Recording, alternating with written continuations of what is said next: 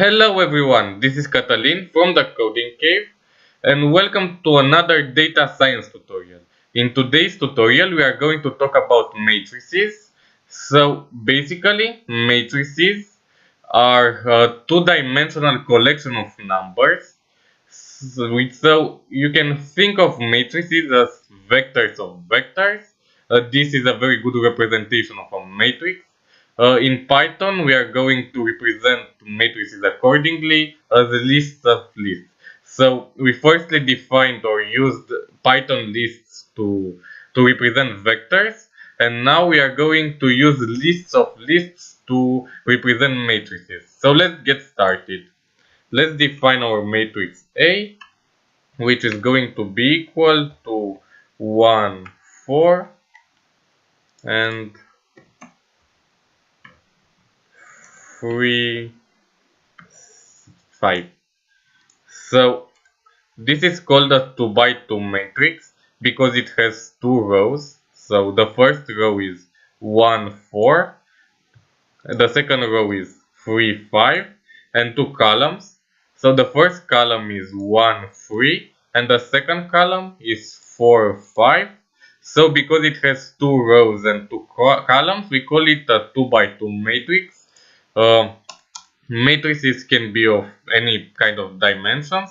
So let's define a 2 by 3 matrix here. So let's call it B. So it is going to have two rows and three columns. So our first row and our second row.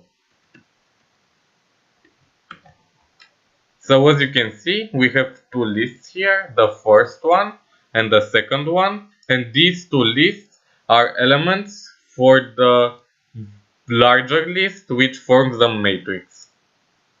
We can even have 3 by 3 matrices, so let's define matrix C, which will be equal to 1, 4, 2, 5, 1, 7, and 8, 1, 6. So this matrix has 3 rows and 3 columns. So we call it a 3 by 3 matrix. As I have already said in my vectors tutorial, there is another way to represent matrices. That way is with NumPy arrays. So NumPy is a library for Python, usually used for numerical computations, and it would be much more efficient to use NumPy arrays, but for simplicity reasons we are going to use Python lists in this tutorial. Now that we have defined what a matrix is, we can come and try to define some functions for working with matrices. So the first one is going to be the shape function, which will take a matrix as an argument, and it is going to return the shape of a matrix. By shape I mean the number of rows and the number of columns. So to return the number of rows, we are going to return len or the length of A, and the number of columns is going to be the length of the first row of the matrix. And now let's test it. Let's say that S1 and S2 are the results of shape of B, and let's print S1 and let's print S2, and now let's compile our script, and as you can see it returns 2 and 3, and it makes sense because B is a 2 by 3 matrix, so this returns the shape of our matrix. Now another function we can define is the one which gives us the row of a matrix. So let's define our row function, which will take the row of as argument, and it will return the entire row. It is pretty simple. We are just return. It will take two arguments actually, the matrix and the row, and is going to return the row. So let's test our function. Let's print row of C and 2. So let's print the second row of our C matrix, of our matrix here. So let's compile it, and now let's run it.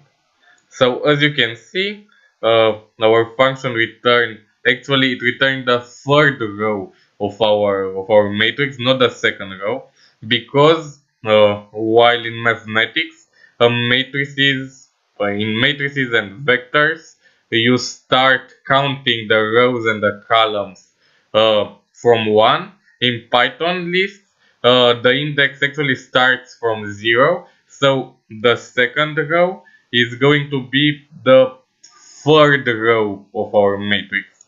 So in order to return the second row, we are going to pass 1 as parameter, and let's run it. And as you can see, now this is the second row, 5, 1, 7.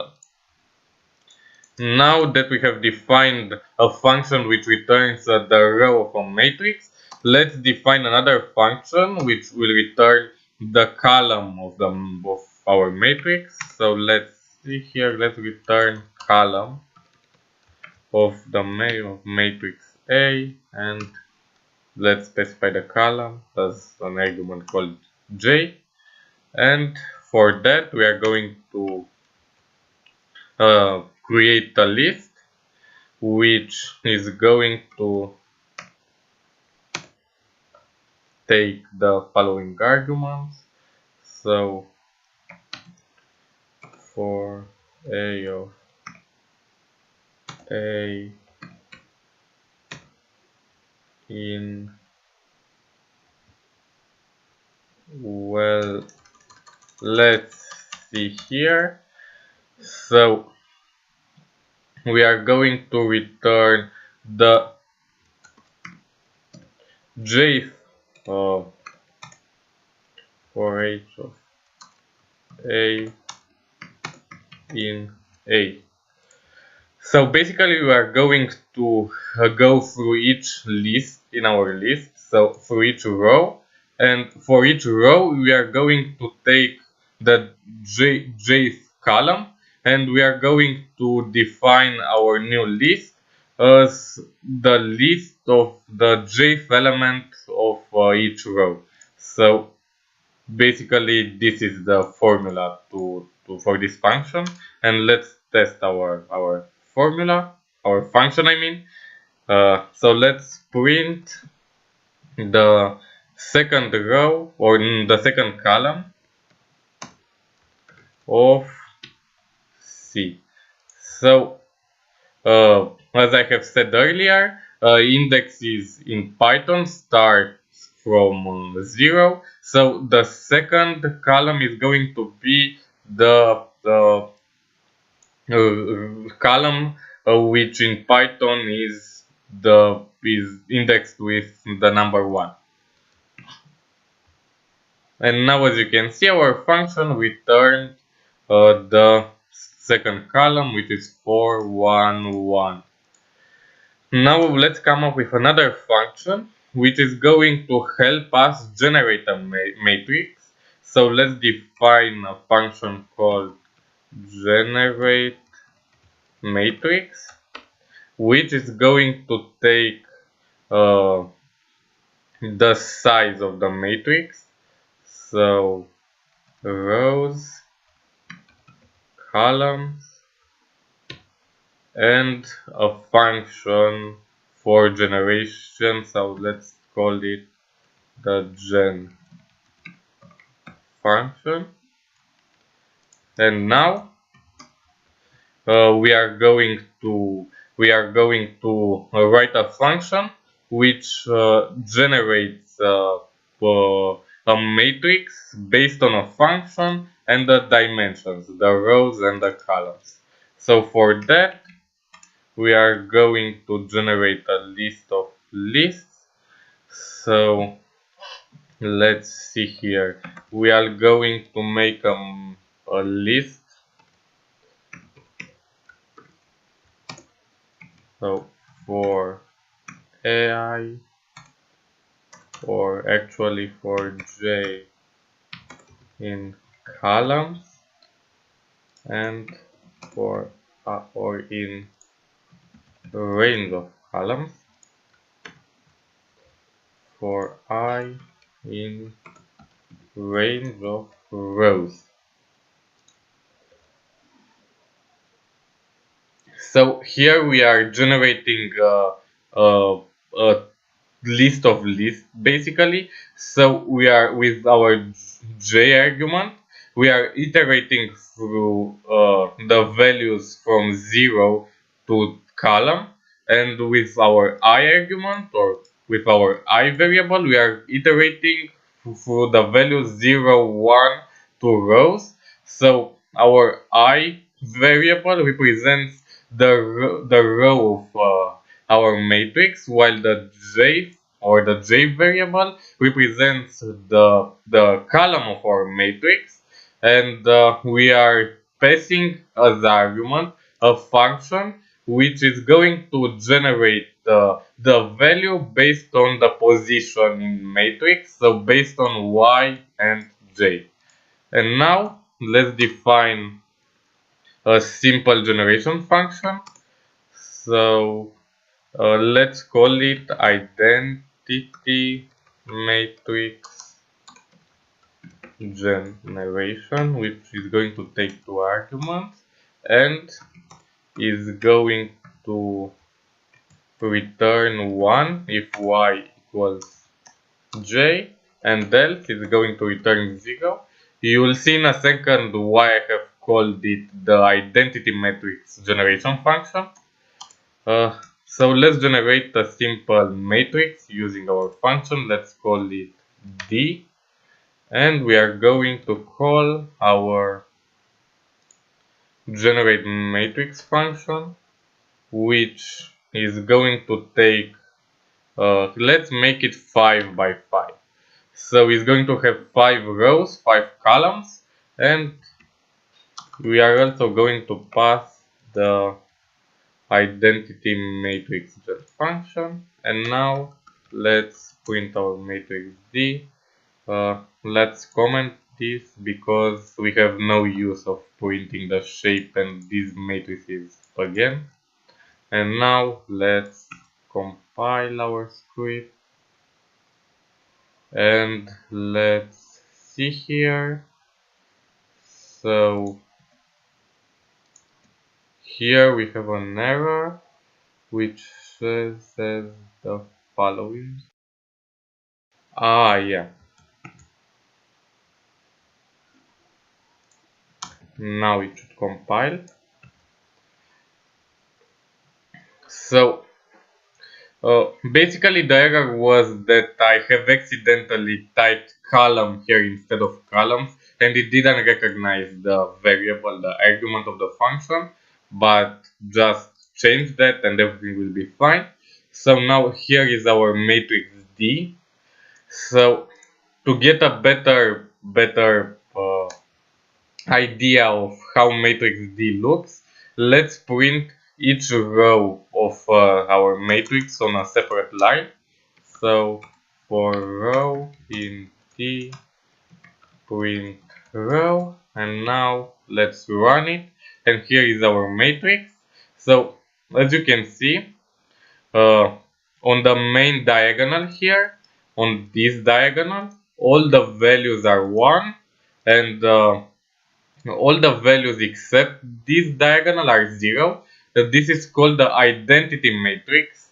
So the reason why this matrix is called the identity matrix is that in matrix multiplication, which we are not going to get into, if you want to learn more about that, just search for a linear algebra tutorial and learn it. So yeah, as I said, in matrix multiplication, this identity matrix plays the role of 1. So if you multiply a matrix with the identity matrix, you basically get the same matrix, so the identical matrix, and that's why it is called the identity matrix. So that's how we can generate the identity matrix. Now, let's discuss a few reasons why we are studying matrices. So, firstly, matrices can be used to represent data. So if we have a huge amount of data, and let's say that each element or each value of our data is actually a three-dimensional vector or a two-dimensional vector or any dimensional vector, and we want to represent this data in a data structure, we are going to use a list of lists. So basically we are going to use a matrix. So matrices can be used to represent data. Now, secondly, another reason why we are studying matrices is that in linear algebra, matrices can be used to represent different kinds of transformations. So let's say that we have a space, a mathematical space filled with data, and we want to manipulate that space. So maybe we want to, I don't know, stretch that space, or we want to squeeze it, or we want to rotate the space around, then matrices can be used. So secondly, I thought I have spelled it wrong. So matrices can be used to manipulate space. Uh, they can be used to rotate spaces, to stretch spaces, to squeeze spaces. So they are basically, or they can be seen as functions which map points in space from one place to another place and can represent transformations. So represent transformations of space or of data. So the third and the most important reason why we are studying matrices is that we can represent graphs using matrices. So they are called matrices or something like that. I'm not really sure if I managed to pronounce that word right. So yeah, and these graphs can be used to represent relationships between objects. So let's say that we have a huge database of users in a social network. Then we can represent the friendships between our users on our social network using graphs. There are other uses of graphs too, not just social networks, but this is an example. So if you want to learn more about graph theory, just Google it and find yourself a tutorial. Now I'm going to illustrate this concept of graphs using matrices. So let's start coding. So let's use my previous example with the social network. So we are going to have a friends list, and this list is going to uh, have multiple tuples. So 1 3, 2 1, and 5 4, and 3 4, let's say. This is a very small uh, friends list, obviously. So this list basically consists of these tuples, and each tuple has the following meaning. So the tuple 1, 3 means that user 1 and user 3 are friends. Then tuple 2, 1 means that user 2 and user 1 are friends. The tuple 5, 4 means that user 5 and user 4 are friends. And the tuple 3, 4 means that the user 3 and the user 4 are friends. So obviously in a social network you have thousands of users, but for simplicity reasons we are going to use this list because we cannot, or we don't have the time to program that many users, obviously. Sorry if I'm talking too much. I just want to explain everything as clearly as possible. So this is our friends list, and let's try to represent these relationships using a matrix. So I've forgotten to complete this. So represent graphs. So let's represent our graph using a matrix. So let's firstly decide how we are going to structure or code our matrix. So I'm going to say that if uh, let's say user X and user Y are friends, then our matrix of X and Y will have the value 1, and else our matrix of X and Y is going to have the value 0. So our matrix will be encoded as I have written here. If users X and user Y are friends, then matrix xy is going to be equal to 1, and else matrix xy is going to be equal with 0. So the rows and the columns, or the indexes of the rows and the columns, are going to be the users or the user tags, and the values in the matrix are going to represent the relationships. So 1 means friends and 0 means no friends.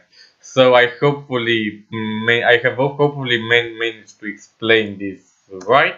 If you cannot understand this after this explanation, try to study graph theory online.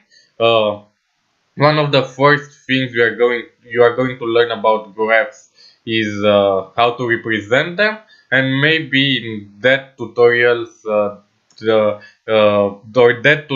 are going to make this concept more clear for you.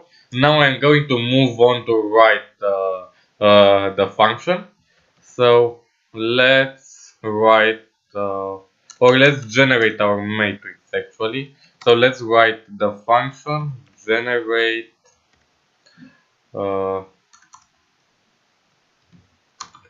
graph function, which is going to take uh, let's see here the two users X and Y, and is going to return 1 if X and Y are in the friends list.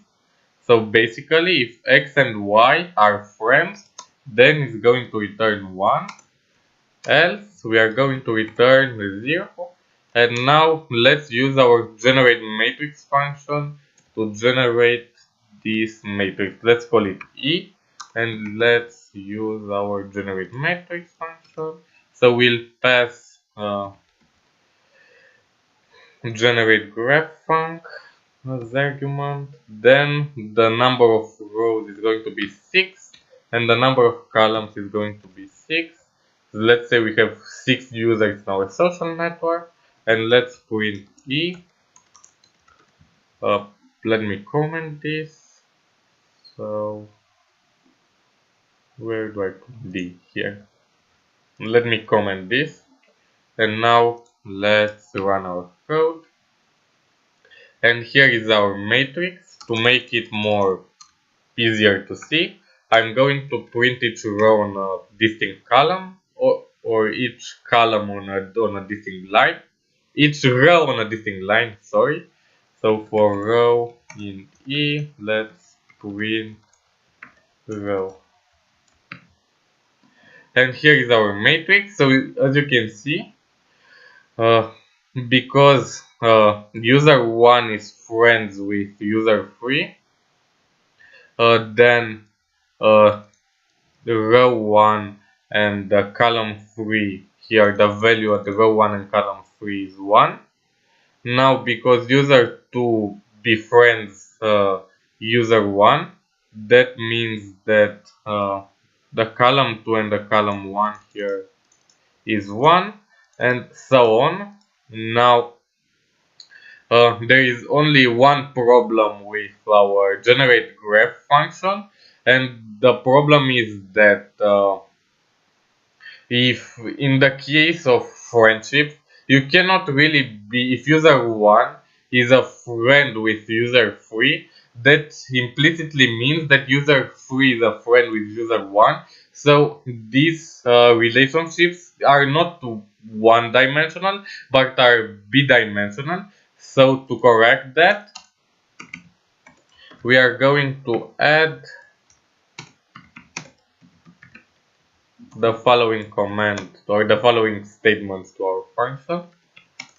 So basically, if we find the if we find the column Y and the row X in friends list, then we are also going to return 1, because as I have said earlier, if user 1 is a friend of user 3, that means that user 3 is a friend of user 1. So now let's run our program, and now you can see that this is corrected. So because the second user, or the first user actually, is friend with the third user, then this is 1, but then again this is also 1 because the third user is friend with the second user here, or the first user, or user number 1. Now you can see that actually this matrix is symmetrical with respect to this diagonal here. So you can really just represent the matrix or the graph using the matrix we have generated before, because on this side is symmetrical with this side, so you could just really have a triangle here, and you would save up space or memory, but this is more explicit, and it is better to understand, or it is easier to understand graph representations if we represent them like this.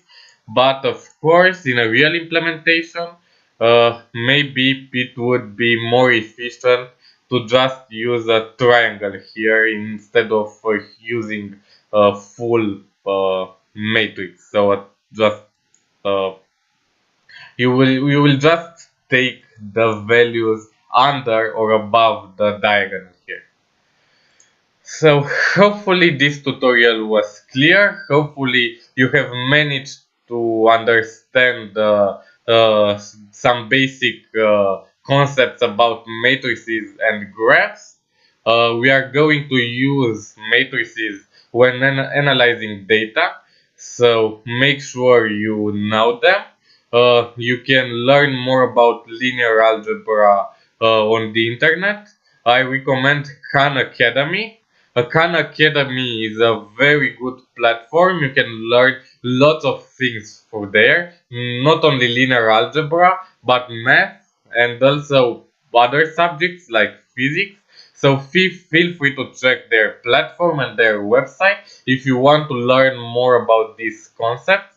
In the next episode, we are going to start to talk about statistics. I'm not going to go into too much detail in the following episodes too, because statistics are a broad field, so you could just make an entire tutorial just based on statistics. So I cannot really show you that much statistics. We are just going to learn the basic concepts. So if you want to learn more about statistics and probability and other stuff related to data science, just go to Khan Academy and enroll in a course, watch the videos, practice with their exercises. They have very good quizzes there, so you can do different kinds of problems on Khan Academy, not just learn theory. And now enough talking. Thank you for all your attention. Don't forget to like and subscribe, and see you in the next episode. Bye.